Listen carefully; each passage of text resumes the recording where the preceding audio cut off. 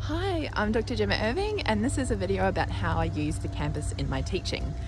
For some context, I teach a big first year undergraduate management course with about 1,000 students. About 30% of those are international students.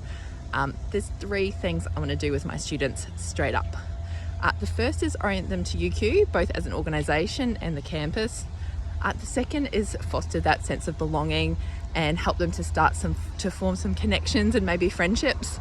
And the third thing is to give them a real world experience of some of the management concepts that we're going to discuss in the course. Things like planning, controlling, leading and organising. Here we are. So in this video, I'm going to talk about my attempts to transform how my students think about management through this campus challenge activity. So the activity takes place in tutorials. Students come in, they form teams of 4, and they're given this scenario that they're part of a working group looking at the sustainability performance of UQ's buildings. They're given a list of 5 buildings to visit and photos to take at each of those buildings. To make it a little bit interesting, students are given different roles, and each of these roles are associated with different goals. And sometimes the goals conflict with each other. So for example, the leader has a time pressure goal of doing the task in 30 minutes, whether the marketing officer has some side activities that really have nothing to do with the goals of the other team members. We can track students, how they're going, because they're posting photos on the Padlet as they go along. The kind of locations that I chose for students really were designed to help them think about some elements of UQ's history they might not be aware of. So for example, I sent them to see Dr. Margaret Mittelhuijs's bronze statue. She was the first female stockbroker in Australia, as well as some of the flood levels from the 74 and 2011 floods.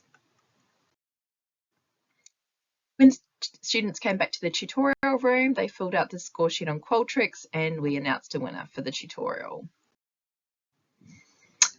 To really take this concrete activity into something that transforms students' thinking, I integrated it into my seminars and I got students to reflect back on it throughout the semester. So in management, students often come as first year undergrads with this very common sense understanding of management as something managers do. And I'm really trying to help them understand that management is this academic discipline that has theory and research behind it.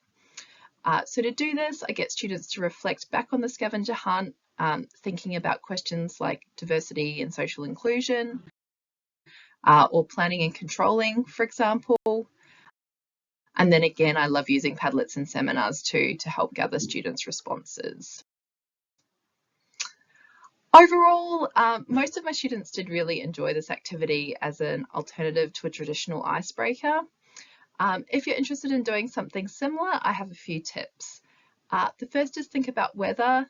I did try and plan locations that wouldn't be too much of a problem to get to in the rain or really hot weather, but week 2 of semester 1 was still quite hot.